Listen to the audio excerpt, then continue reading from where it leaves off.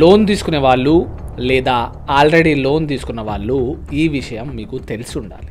Sir మా contacts loan వాళ్ళకు ఎలా వెళ్ళాయి, వాళ్ళు మా అమ్మ నాన్న అక్క చెల్లెళ్ళు, మా బాస్, మా మామయ్యకు, మా అత్తకు, మా భార్యకు ఇలా అందరికీ కాల్ చేసి నేను లోన్ కట్టకపోతే వాళ్ళు కట్టాలి అని వాళ్లకు భయపెడుతున్నారు సార్. వాళ్ళేమో టెన్షన్తో నాకు కాల్ చేసి చాలా ఇబ్బంది పెడుతున్నారు అని చాలామంది క్లయింట్స్ అంటుంటారండి. ఎస్, చాలా లోన్ యాప్స్ ఇలానే మిమ్మల్ని మెంటల్గా హరాస్మెంట్ చేస్తుంటాయి.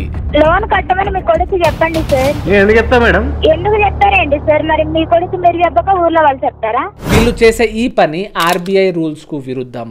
వాళ్ళు చేసేది ఇల్లీగల్ యాక్ట్. ఇలా చేయడానికి అస్సలు లేదు. మంత్ ఎండ్ అంత టైం లేదు సార్. లేట్ చేశారంటే మీ ఫ్యామిలీ మెంబర్స్ కాల్స్ వెళ్తాయి.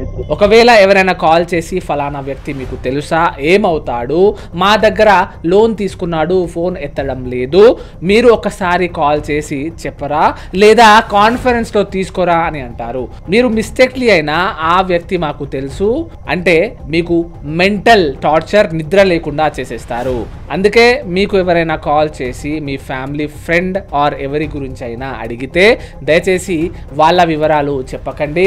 ఇది ఆర్బీఐ గైడ్ లైన్స్ కు విరుద్ధమైన పని. ఆ వ్యక్తి మీకు తెలియదు అని అనండి.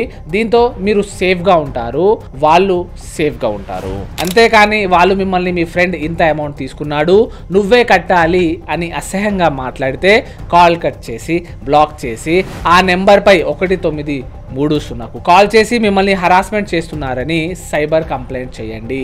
ఇప్పుడు మ్యాటర్లోకి వస్తే లోన్ యాప్ వాళ్ళు కొన్ని పర్మిషన్స్ అడుగుతారు. మనం అవి ఏమి అని చదవకుండా అన్నిటినీ ఎలా అని పర్మిషన్ ఇచ్చేస్తాము. మీ గ్యాలరీ, మీ ఫోన్ కాంటాక్ట్స్, మీ కాల్ హిస్టరీ ఇలా పర్మిషన్స్ ఇచ్చేసిన తర్వాత ఎప్పుడైనా మీరు ఆ ఈఎంఐ కట్టడానికి ఒక్క రోజు లేట్ అయితే అప్పుడు మీరు అలౌ చేసిన కాంటాక్ట్స్, మీ కాల్ హిస్టరీ, మీ గ్యాలరీ యాక్సెస్ అంతా ఆ ఇన్స్టాల్డ్ అయిన యాప్ అనేది వాళ్ళకి ఇచ్చేస్తూ ఉంటుంది.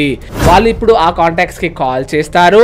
అందుకే ఏదైనా లోన్ యాప్ ఇన్స్టాల్ చేసే ముందు పర్మిషన్స్ ఒక్కసారి చూసి చదివి ఇవ్వండి. మీ ఫ్రెండ్ లోన్ కట్టట్లేదు అని మీకు ఎవరైనా కాల్ చేస్తే అతను ఎవరో నాకు తెలియదు అని కాల్ కట్ చేయండి. సేఫ్గా ఉండండి. లోన్ తీసుకున్న వ్యక్తి ప్రైవసీ అండ్ తన ప్రైవేట్ ఇన్ఫర్మేషన్ ఎవరికి ఇవ్వకూడదు. లోన్ రికవరీ పీస్ఫుల్గా జరగాలి అనేది ఆర్బీఐ గైడ్ లైన్స్లో ఉంది. ఈ రీల్ను నలుగురికి పంపండి. ఎందుకంటే ఈ విషయం తెలియక రికవరీ వాళ్ళు చేసే వలలో మీరు తెలియకుండా కూడా పడవచ్చు. Thank you so much.